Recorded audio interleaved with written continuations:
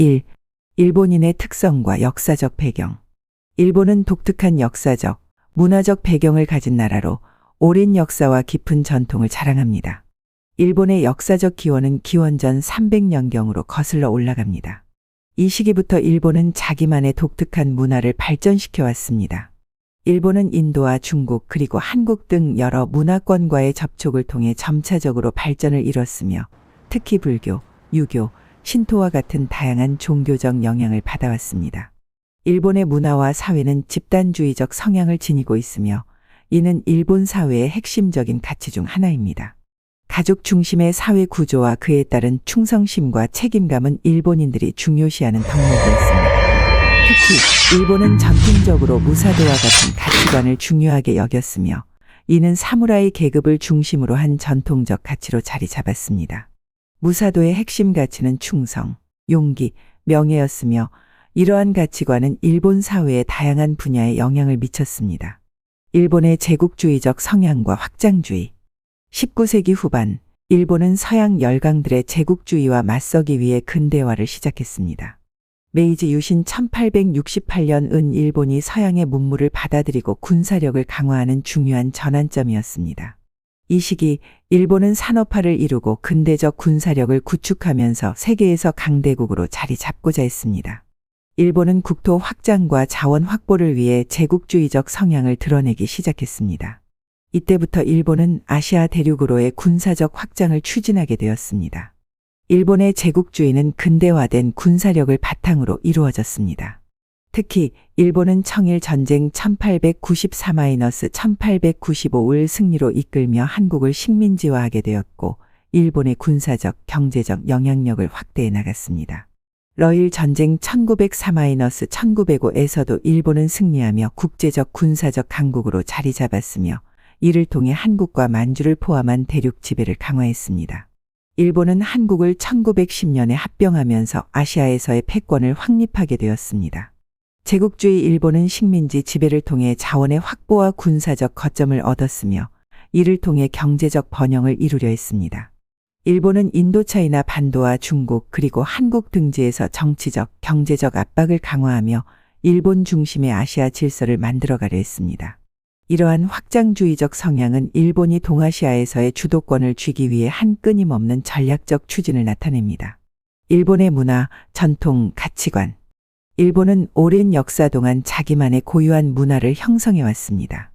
일본의 전통 문화는 신토와 불교의 영향을 깊이 받았으며 이 두 종교는 일본인의 정신세계와 일상생활에 큰 영향을 미쳤습니다. 신토는 일본 고유의 종교로 자연과 신성한 존재와의 조화로운 관계를 중시하며 일본인의 일상생활과 의식에 깊숙이 스며들어 있습니다.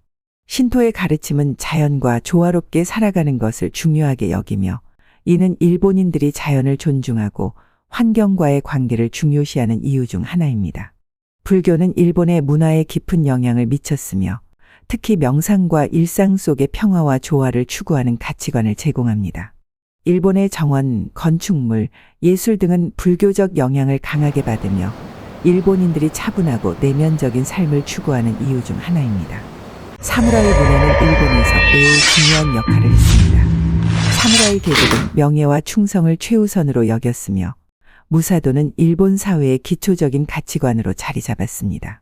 무사도는 사무라이들이 따랐던 규범으로 충성, 용기, 자비, 명예 등을 강조하였으며 이는 일본인들이 사회적 관계에서 책임감과 의무를 중시하는 태도로 나타났습니다.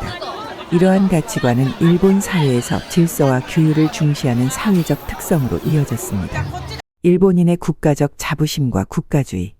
일본인들은 전통적으로 국가에 대한 자부심을 강하게 느끼는 민족입니다. 일본의 천황제는 국가의 중심으로 자리 잡았으며 천황은 일본 민족의 근원적인 자부심을 상징하는 존재입니다.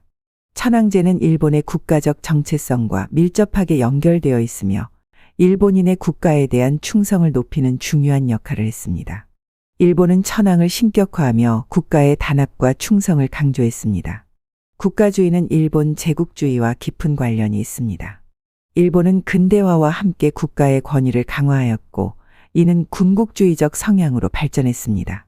일본의 국가주의는 제국주의 확장을 정당화하는 중요한 이념이었으며 일본은 이를 통해 자기 민족의 우수성과 국가의 주도권을 강조했습니다. 일본의 국가적 자부심은 자기 희생과 국가의 명예를 중시하는 문화적 특성을 바탕으로 한 것이었습니다. 일본의 국가주의는 국민의 일체감을 강화하고 국가를 위한 자기 희생을 강조하는 문화적 뿌리를 가지고 있습니다. 일본인들은 전통적으로 집단의 조화와 국가의 이익을 최우선으로 여기는 사고방식을 가지고 있으며 이는 일본이 국가적 자긍심을 바탕으로 군사적 팽창과 국제적 우위를 점하려 했던 이유이기도 합니다. 국가주의와 국민의 단합을 강조하는 일본의 특성은 제국주의 확장에 중요한 역할을 했습니다. 일본은 아시아는 아시아인에 의해 라는 이념 하에 자신들의 패권을 강화하려 했으며 일본 민족의 우수성을 내세우며 다른 아시아 국가들을 지배하려 했습니다. 일본인의 자부심은 자기 민족의 우월성을 믿는 문화적 특성에서 비롯되었으며 이로 인해 일본은 아시아에서의 패권을 유지하려는 강한 의지를 보였습니다. 2. 일본 제국주의와 한국에 대한 영향. 일본 제국주의의 역사적 발전. 19세기 말 일본은 서구 열강들의 제국주의적 팽창에 대응하기 위해 근대화와 산업 발전을 추진했습니다. 일본은 메이지 유신 1868년을 기점으로 자본주의 경제 시스템을 도입하고 군사적 근대화를 이루었습니다. 이 과정에서 일본은 서양 열강과의 경쟁에서 뒤처지지 않기 위해 기술 발전과 군사력 강화를 중요시하였습니다. 일본은 서양의 압박을 받으며 근대 국가로 변모했고 이를 통해 경제적, 군사적 자립을 추구하게 됩니다. 근대화와 산업화는 일본의 제국주의적 성향을 강화하는 데 중요한 역할을 했습니다. 산업화를 통해 일본은 무기 제조, 군사력 강화에 집중하며 이를 기반으로 국내 경제를 산업화하고 동시에 군사적 확장을 위한 기초를 다졌습니다. 일본은 서양 열강의 제국주의적 팽창을 막기 위해 자신의 군사적 강국으로 자리 잡고자 했고 근대화가 이를 위한 주요한 도전이었습니다. 일본은 중국과 한국을 주요 타깃으로 제국주의적 정책을 강화하고 이를 통해 군사적, 경제적 영향력을 확장하려 했습니다. 한국에 대한 일본의 압박과 식민지 정책. 일본은 1895년부터 한국에 대한 군사적 압박과 경제적 착취를 본격화했으며 1910년에는 강제 합병을 통해 한국을 식민지로 삼았습니다. 일본의 식민지 정책은 한국 경제의 착취와 한국 문화의 말살에 초점을 맞췄습니다. 일본은 한국의 자원을 착취하여 일본 본토의 산업 발전에 사용했으며 한국인들의 노동력을 강제적으로 동원하여 군수 물자 생산에 이용했습니다. 특히 농업 경제를 중심으로 한 한국의 자원을 일본에 수탈하며 한국인의 권리를 억압하고 문화적 탄압을 가했습니다. 한국인의 언어와 문화를 억누르기 위한 일본의 정책은 극단적이었습니다. 한국어 교육 금지와 일본어 강제 교육, 조선왕조 역사 왜곡은 한국인들의 정체성을 말살하려는 시도의 일환이었습니다. 일본은 한국의 전통 의복과 명절 문화까지 강제적으로 억누르며 한국인의 정체성을 무너뜨리려 했습니다. 그들은 한국인을 일본인으로 동화시키려 했고 조선민족이라는 개념 자체를 없애려 했습니다. 한국인들의 민속과 문화유산은 일본의 지배 아래에서 강제적으로 변형되었으며 한국인의 자긍심과 민족의식은 끊임없이 억제되었습니다. 일제강점기의 구체적인 사례들. 일제강점기 동안 한국인들은 강제노동, 성노예의 강제징용 등의 끔찍한 고통을 겪었습니다. 일본은 교육체제와 정치적 탄압을 통해 한국 민족의 자긍심과 민족의식을 억누르려 했습니다. 일본은 가혹한 교육정책을 펼쳐 한국어 사용 금지와 일본식 교육을 강제하며 한국인의 정체성을 혼란스럽게 만들었습니다. 일본은 한국인들의 교육을 일본화하며 식민지 지배의 정당성을 확립하고자 했습니다. 한국 전통 문화와 민속은 억압되고 아리랑과 같은 전통적인 노래와 민속예술은 억제되었습니다. 한국의 독립운동가들은 이러한 압박 속에서 저항하며 아리랑과 같은 민속 노래를 저항의 상징으로 삼았습니다. 김구, 유관순, 안중근과 같은 인물들은 독립을 위한 투쟁을 이어가며 한국인의 저항 정신을 대변했습니다. 아리랑은 그들의 저항의 목소리이자 희망의 노래로 한국 민족의 자긍심과 단합을 상징하는 중요한 역할을 했습니다. 그들은 일본의 억압 속에서도 자유와 독립을 염원하며 아리랑을 불렀고 이는 민족적 저항의 상징이 되었습니다. 일본은 식민지 정책을 통해 한국의 경제적 착취를 강화하고 자원 수탈을 확대했습니다. 강제 노동과 징용을 통해 한국인들의 인권은 짓밟혔고 민족 의식을 억압하는 것이 주요한 목표였습니다. 일본은 경제적 수탈을 통해 얻은 이익을 본토로 이전하며 한국 경제를 일본 경제의 부속물로 만들었습니다. 이러한 경제적 착취는 한국인들에게 극심한 고통을 안겨주었고 많은 한국인들이 굶주림과 고통 속에서 노동을 강요받았습니다. 일본의 교육체제와 문화 탄압은 한국인의 민족 의식을 말살하려는 목적을 가지고 있었으며 강제징용과 노동력 착취는 경제적 이익을 위한 정책이었습니다. 이러한 정책들은 한국인의 정체성을 흔들고 저항 정신을 없애려는 일환이었습니다.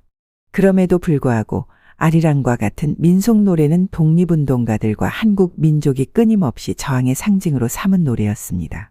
3. 미국인의 시각, 한국과 일본 전쟁을 바라본 시각. 제2차 세계대전 후 미국의 입장.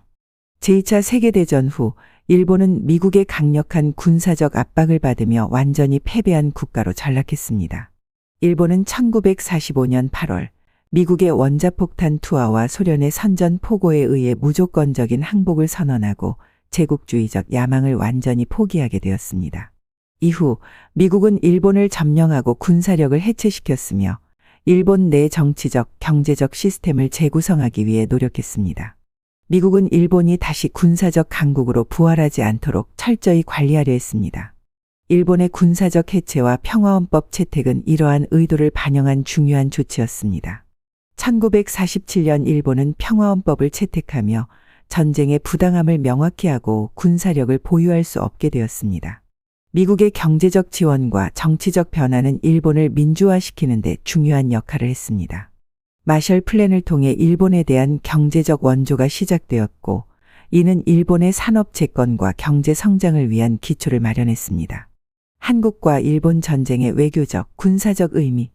한국과 일본 간의 전쟁은 미국의 전략적 관심을 끌었습니다. 특히 한국 전쟁 1950에서 1953은 미국의 입장에서 매우 중요한 군사적, 외교적 의미를 가졌습니다. 한국 전쟁은 냉전의 일환으로 볼 수 있으며 미국과 소련 간의 이데올로기 대립의 중심지로 떠오른 한반도에서 벌어진 전투였습니다.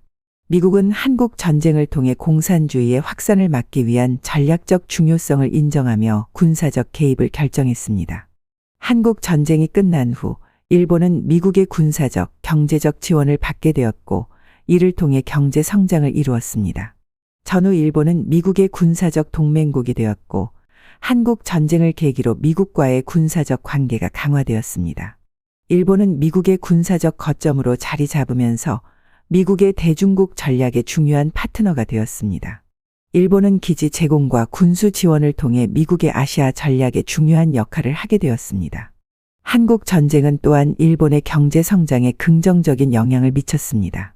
일본은 전쟁 중 미국의 군수 물자 수요를 충족시키며 산업화를 촉진했습니다.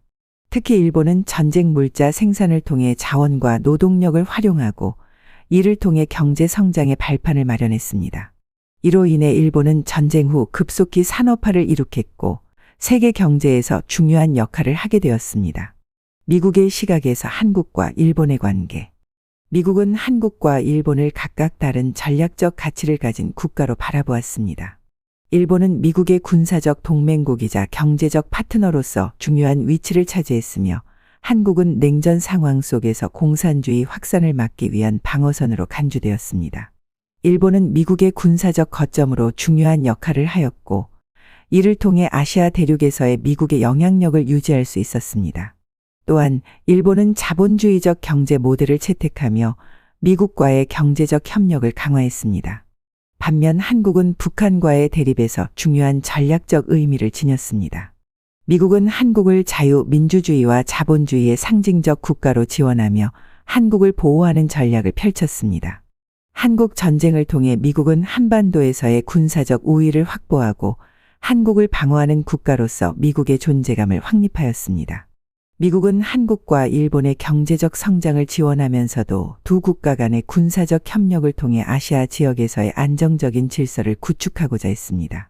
일본은 미국의 군사적 거점으로서의 역할을 강화했고 한국은 미국의 민주주의 확산의 중심지로 자리 잡았습니다. 미국의 외교 정책은 한국과 일본이 각각의 역할을 충실히 수행할 수 있도록 조율되었습니다. 결론적으로 한국 전쟁은 미국이 일본과 한국 간의 관계를 새로운 차원으로 발전시키는 계기가 되었습니다. 일본은 군사적 동맹국으로서 미국의 아시아 전략에 중요한 역할을 하였고, 한국은 미국의 방어선으로서 냉전의 일환으로 중요한 군사적 가치가 있었습니다. 미국은 두 나라를 경제적, 군사적 파트너로 삼아 아시아 지역의 안정과 질서 유지를 위한 전략을 펼쳤습니다. 4. 한국인들의 경험과 유관순, 아리랑의 문화적 의의. 유관순 열사의 영향력과 아리랑의 역할. 유관순 열사는 1919년 3.1 운동의 대표적인 여성 지도자로 일본 제국주의에 맞서 싸운 독립운동의 상징적 인물입니다. 유관순은 16살이라는 어린 나이에 독립 만세를 외치며 그 당시 일본의 억압과 탄압 속에서 민족의 자주성과 자유를 위한 투쟁을 이끌었습니다. 3.1 운동은 일본의 식민지 지배에 대한 저항의 시작이었으며, 유관순 열사는 그 중심에서 민족의 자유와 독립을 염원하며 투쟁했습니다. 그 당시 아리랑은 단순히 하나의 민속 노래가 아니었습니다. 아리랑은 한국인의 저항과 독립을 위한 상징적 노래로 많은 독립운동가들이 일제의 억압 속에서 자유와 독립의 염원을 담아 부른 노래였습니다. 특히 유관순 열사는 아리랑을 부르며 그녀의 불굴의 의지와 민족의 독립을 기원했습니다. 아리랑은 그 당시 독립운동가들에게 민족의 꿈과 희망을 상징하는 노래였으며, 자유와 독립을 향한 열망이 담긴 상징적 곡이었습니다. 유관순 열사의 희생정신과 아리랑은 깊은 연결을 이룹니다. 아리랑은 그 당시 독립운동가들에게 저항의 상징이자 민족의식을 강화시키는 도구였습니다. 유관순은 일본의 고문과 탄압 속에서도 아리랑을 부르며 민족의 자부심과 자유의 염원을 다졌습니다. 아리랑은 그저 저항의 노래가 아닌 희망과 꿈을 향한 불굴의 의지가 담긴 노래였습니다. 아리랑은 일제의 억압 속에서도 우리 민족의 영혼을 잃지 않도록 하고 독립을 향한 열망을 불태우게 한 중요한 역할을 했습니다. 유관순 열사와 아리랑은 한국 독립운동의 상징이 되었으며, 그들의 저항 정신은 민족의 자긍심으로 이어졌습니다. 아리랑은 단순한 민속 음악이 아니라 민족의 독립을 위한 싸움의 도전과 염원을 나타내는 중요한 문화적 상징이 되었습니다. 유관순과 아리랑은 그 역사적 중요성을 넘어서 오늘날 한국인의 자긍심과 저항의 역사를 계승하는 중요한 문화적 자원으로 자리 잡고 있습니다. 5. 아리랑의 국제적 확산과 세계인의 반응. 아리랑이 국제사회에서 인정받기까지의 여정. 아리랑은 한국 민족의 저항의 상징이자 문화유산으로 그 독특한 매력과 깊은 감동을 통해 세계적인 인정을 받게 되었습니다. 아리랑이 국제적으로 유명해지기까지의 과정은 한국의 역사적 상황과 민족의 저항 정신이 중요한 역할을 했습니다. 특히 일제강점기와 독립운동 시절, 아리랑은 한국인들의 불굴의 의지와 자유를 향한 열망을 표현하는 대표적인 노래였습니다. 그 당시 아리랑은 단순히 민속적인 요소를 넘어서 저항과 독립의 상징, 민족의 희망을 담은 노래로 한국 사람들의 마음을 하나로 모았습니다.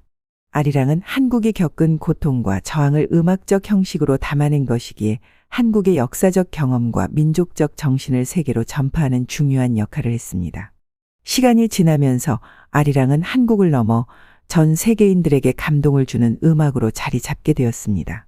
세계의 많은 나라들이 아리랑을 듣고 그 안에 담긴 보편적인 감정과 희망의 메시지에 깊은 공감을 표했습니다. 아리랑이 가진 보편성과 인류애는 그 자체로 많은 사람들의 마음을 울렸고, 다양한 문화적 배경을 가진 사람들에게 공감대를 형성하게 만들었습니다. 유네스코 등재와 그 중요성. 2012년 아리랑은 유네스코 인류 무형문화유산으로 등재되었습니다. 유네스코의 등재 과정에서 아리랑은 단순한 한국의 민속 노래를 넘어 전 세계 문화유산으로서의 가치를 인정받았습니다. 이는 아리랑이 가진 문화적 중요성과 보편적 감동을 전 세계가 인정한 순간이었으며, 한국인들에게는 자긍심과 역사적 자부심을 더욱 강화하는 계기가 되었습니다. 아리랑의 유네스코 등재는 단순히 한국만의 문화유산으로 남지 않고 전 세계인들이 공감하고 감동할 수 있는 음악으로 자리 잡았다는 사실을 의미합니다. 그 과정에서 아리랑은 희망과 연대의 상징으로 모든 민족과 문화가 함께 나눌 수 있는 음악으로 확립되었습니다. 아리랑은 고통을 이겨낸 민족의 정신을 담고 있으며 슬픔을 극복한 희망의 메시지를 전달하는 데 있어 중요한 역할을 했습니다. 세계 여러 나라에서 아리랑을 배우고 연주하는 문화 프로그램이 생겨났으며 미국, 유럽, 중국, 일본을 포함한 다양한 국가에서 아리랑을 경연대회와 공연에서 자주 접할 수 있습니다. 아리랑은 이제 한국만의 것이 아니라 전 세계 인류의 공감과 연결을 이끄는 음악으로 보편적 감동을 주는 힘을 가진 노래로 자리 잡았습니다. 유네스코의 인정은 아리랑이 단지 한 나라의 문화유산을 넘어서 전 세계 사람들에게 희망과 위로의 메시지를 전달하는 중요한 문화유산임을 명확히 한 것입니다. 결국 아리랑은 그 진정성과 희망의 메시지 덕분에 세계인의 마음을 울리는 음악적 유산으로 자리매김했으며 이를 통해 국경을 넘어선 문화 교류와 세계적인 문화유산의 가치를 인정받은 중요한 상징으로 남게 되었습니다.